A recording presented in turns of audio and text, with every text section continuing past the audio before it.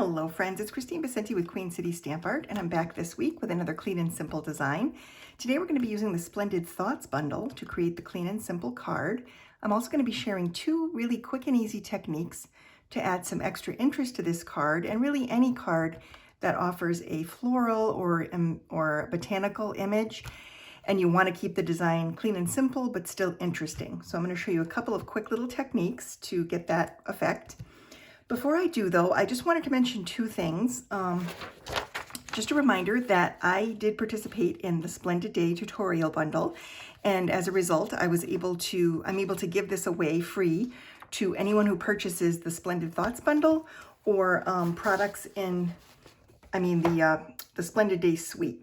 So if you get the whole suite for $82.25 American dollars, or the Splendid Thoughts Bundle for $51.25. The bundle includes the stamp set and dies. The suite contains the stamp set dies, the trinkets, the ribbon, and all the papers, which are completely gorgeous. I highly recommend the suite just because it's just so wonderful to play with all the products together. You get a whole bunch of great ideas in the catalog itself for artwork. Demonstrators all over the world have been using this set pretty regularly, so there's lots of great ideas for using it, and I'm going to show you two more today. So we're going to make a card, and then at the end I'm going to show you a bumped up version too. So, and then the last reminder is just that Celebration is still ongoing. You have probably another week and a half or so to get in your Celebration orders and earn your free gift for $50 purchase. So make sure you take a look at your Celebration flyer, and let's get into some card making. So this is a really quick and easy card.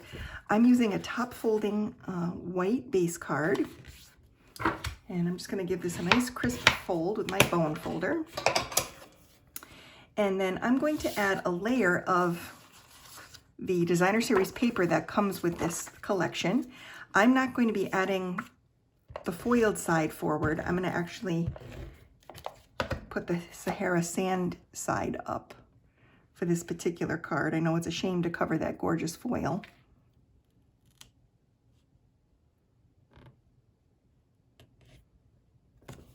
Okay, so there's the base card.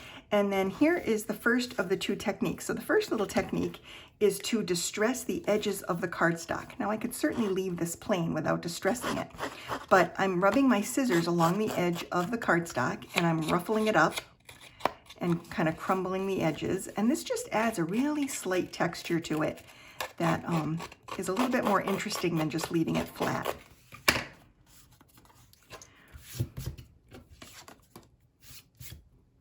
And now for the second little tip, we're going to do a little bit of color blocking. So I'm going to be using basic gray for the botanical image, and then and also for the sentiment. And then we're going to use soft sea foam to create a little color block.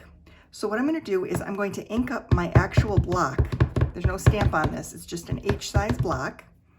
And I'm going to strategically place this over the top of my cardstock and press down and transfer that ink in a rectangular pattern across the top. Now it gives a very slight texture, which is really neat, and just adds a little bit more interest to the design.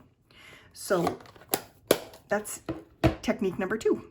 And so then we're going to take the basic gray ink, and I'm going to stamp the outline of one of these eucalyptus plants, just like that, over top. And then I'm going to layer these two pieces together. And it just adds a little something to the design that, you know, is a little bit more interesting than just keeping the edges really smooth or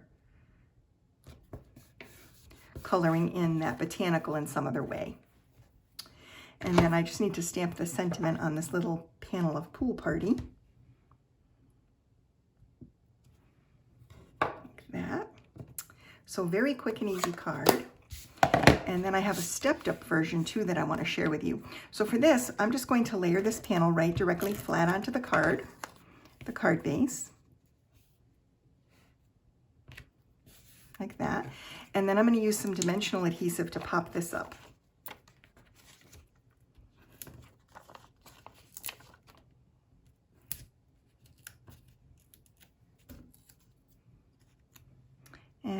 pop this up right here on the front of the card. And then I had die cut out of vellum one of the little eucalyptus outlines.